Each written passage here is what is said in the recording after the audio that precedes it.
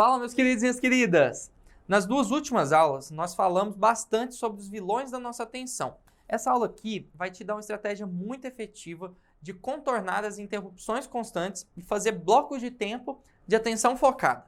Vamos falar da técnica de Pomodoro. Essa técnica foi criada na Itália no final da década de 80 pelo Francesco Cirillo. O Cirillo queria desenvolver uma técnica para aumentar sua produtividade e foco nos estudos. E percebeu que se tivesse blocos de tempo em que sua atenção estivesse extremamente focada em uma só tarefa, ele renderia infinitamente mais. E assim ele fez. Agora ele precisava saber o quanto de tempo que ele precisava ficar focado na tarefa e o quanto que ele precisava descansar. E depois de testar um monte de combinações diferentes, ele chegou em um padrão em que ele ficou satisfeito. A técnica original é a seguinte: você deve dividir seu tempo em ciclos de 25 minutos de atenção focada, intervalados com 5 minutos de descanso. Depois de 4 ciclos completos de atenção focada, você deve dar um intervalo maior, de 30 minutos para descansar, e você poder voltar a se concentrar totalmente depois. Não existe nenhum estudo definitivo que mostre a quantidade máxima de tempo que todo mundo consegue manter a atenção. Isso varia muito de pessoa para pessoa e de tarefa para tarefa, mas a sacada dessa divisão de tempo vem da lei de Parkinson. Essa lei é aquela lei que diz que uma tarefa aumenta de importância e de complexidade em relação ao tempo alocado para sua realização. Bonito, né? Mas ela fala que basicamente fazemos tudo de última hora.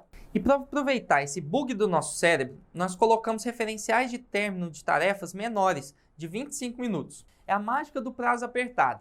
Funciona muito bem. Obviamente que esses prazos não são absolutos e que você pode mudar conforme a tarefa for sendo realizada e a sua capacidade de concentração for sendo avaliada. Quando definimos intervalos dedicados ao descanso, ajudamos nosso cérebro a obter momentos de relaxamento e pensamento difuso, contribuindo também para o manejo do gasto energético. Mas existem alguns pontos importantes que é preciso prestar muita atenção. O tempo que você tiver focado é sagrado. Não pode ter interrupções. Esse tempo é foco total em uma coisa só. E por isso, aumentar muito esse tempo sem interrupções não é muito bom. Se por acaso alguém te interromper e você tiver que parar o Pomodoro no meio, é recomendado que você recomece depois do ciclo que você estava. E essa é até uma boa desculpa para você dispensar o povo conversador. Você pode conversar, mas no tempo certo e na quantidade certa. Uma outra coisa importante de se prestar atenção são as pausas. As pausas intermediárias são mais curtas e não é bom que você faça no mesmo lugar que você estuda. Levanta um pouquinho, toma uma água, vai no banheiro, desligue totalmente do que você estava fazendo.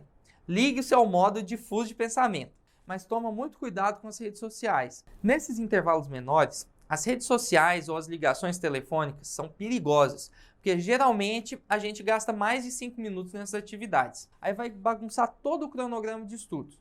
Deixe para fazer isso nas pausas maiores de estudos, tá bom? E se acontecer alguma coisa inesperada? E elas vão acontecer.